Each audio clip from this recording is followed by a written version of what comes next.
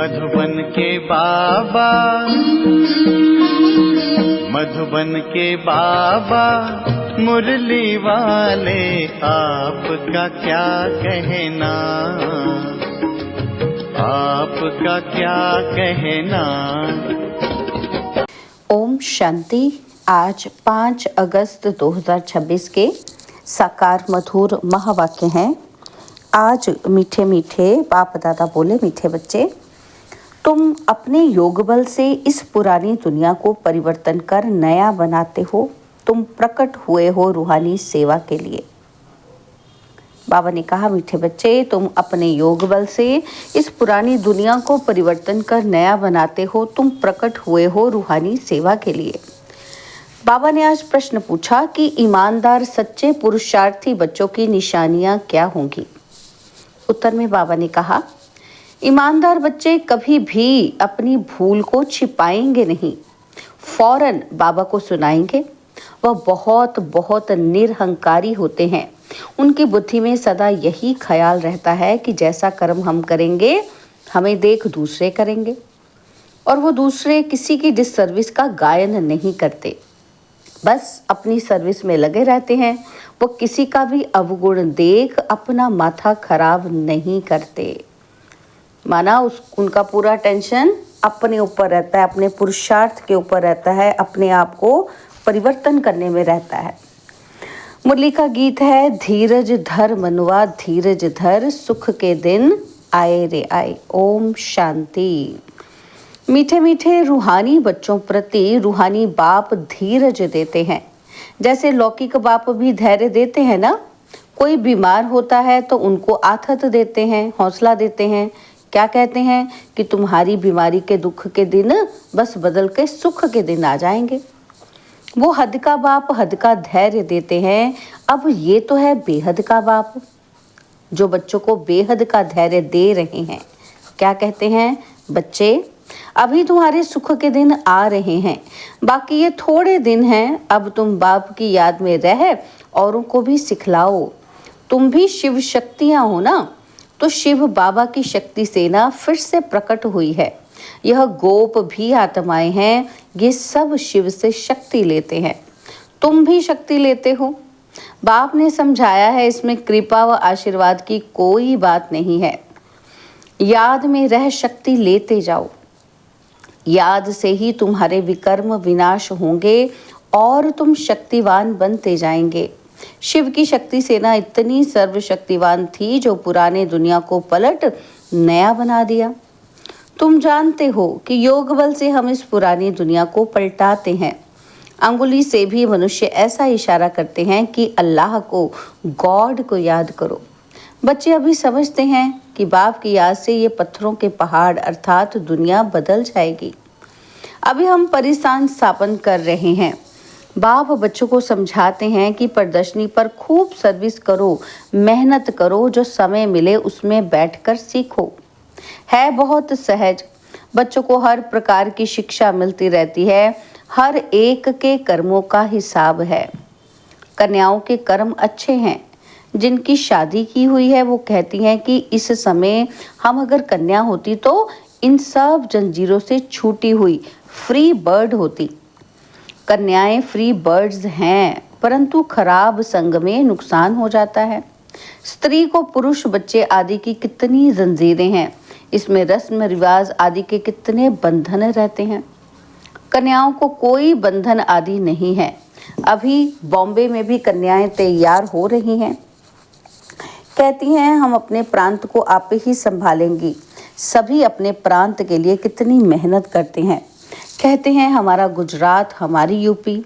तुम अभी अपना स्वराज्य लेते हो, इसमें मैं फलाना हूँ, फलाने प्रांत का हूँ, ये भी ना रहे। तुम्हें किसी से भी ईर्ष्या नहीं रखनी चाहिए। कोई का अवगुण आदि देख माथा खराब नहीं होना चाहिए।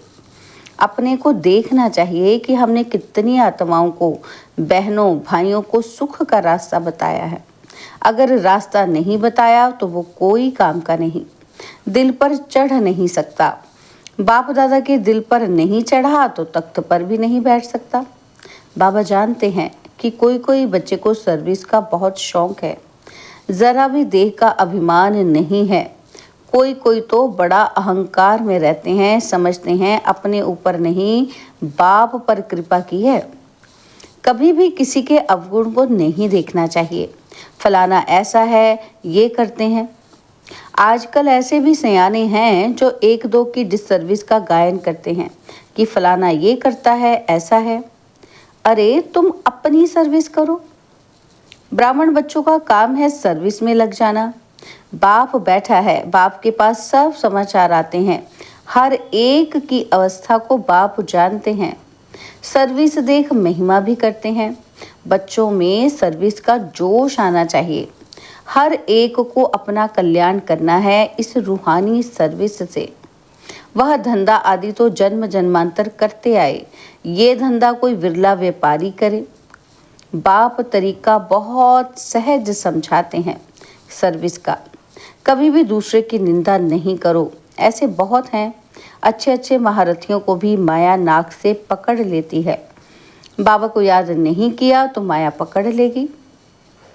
बाप भी कहते हैं ना, मुझे साधारण तन में आया हुआ देख पहचान नहीं सकते हैं। बाबा को भी राय देते हैं कि ऐसे ऐसे करना चाहिए।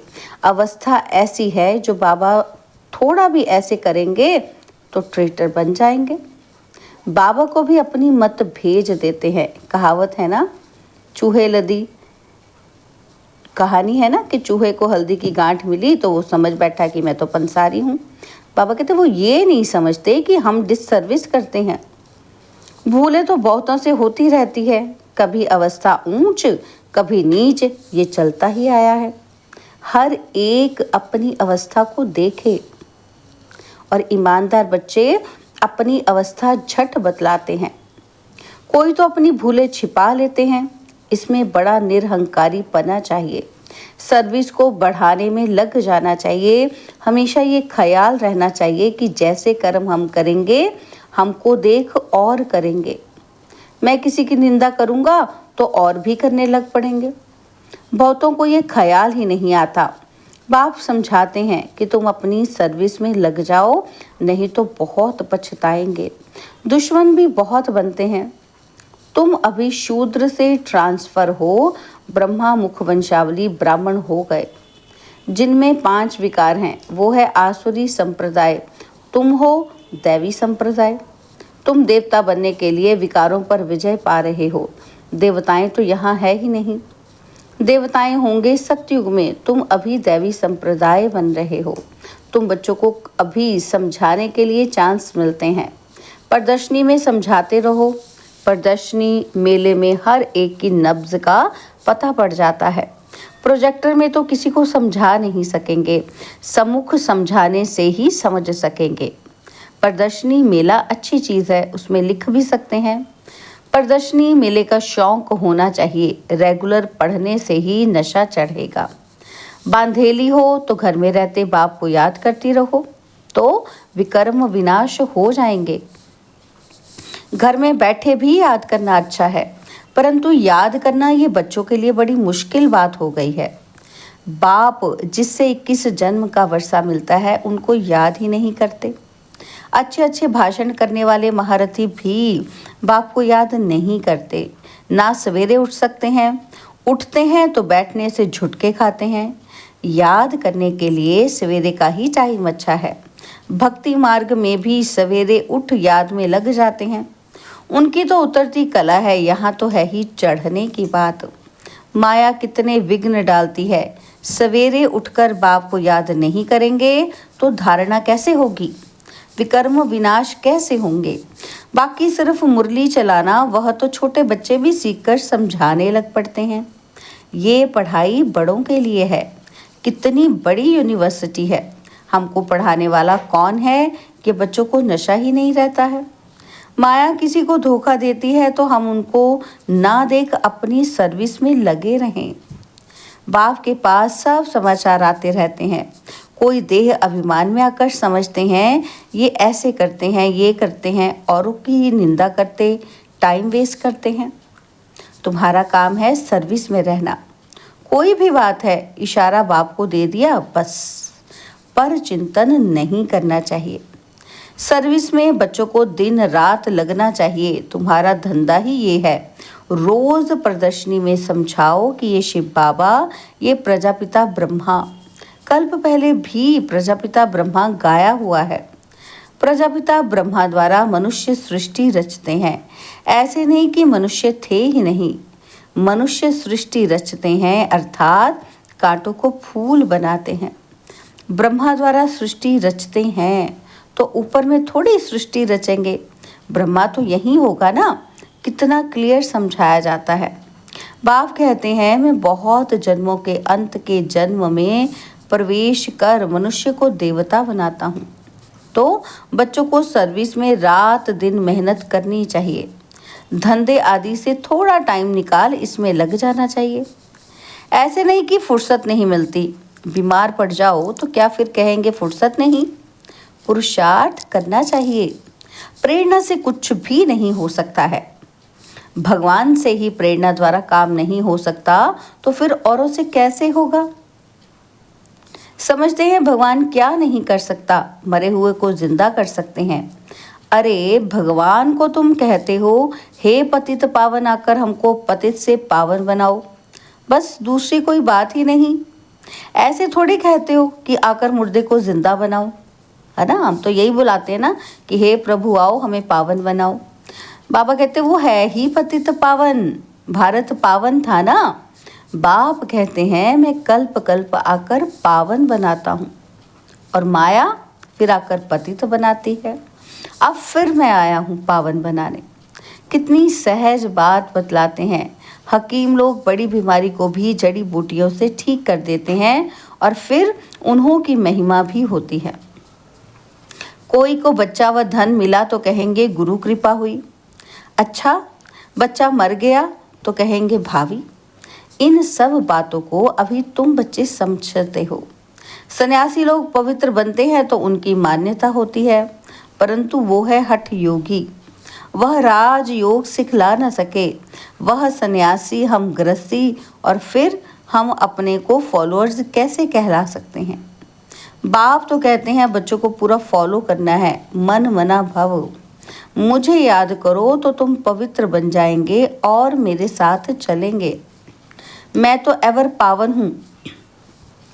मनुष्य पतित बनाते हैं, बाप आकर पावन बनाते हैं।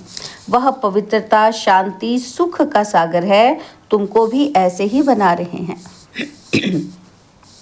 तुम योग बल से आत्मा को पवित्र बनाते हो। जानते हो कि हमको फर्स्ट क्लास शरीर मिलेगा। मनुष्य को देवता प्रैक्टिकल में बनाना है। ऐसे थोड़ी सिर्फ देवताई कपड़ा आदि पहन लिया। अपने पर पूरा ध्यान देना है, देह अभिमान ना आए। बाबा हम तो आपसे वर्षा लेकर ही छोड़ेंगे। तुम भी कहते हो कि हम भारत को श्रेष्ठाचारी बनाकर ही छोड़ेंगे। निश्चय वाले ही कहते हैं ना। कोई तो कहते हैं इतने थोड़े समय में कैसे होगा। वास्तव में कभी भी ये संशय नहीं लाना चाहिए। संशय में आने से फिर सर्विस में ढीले हो पड़ते हैं।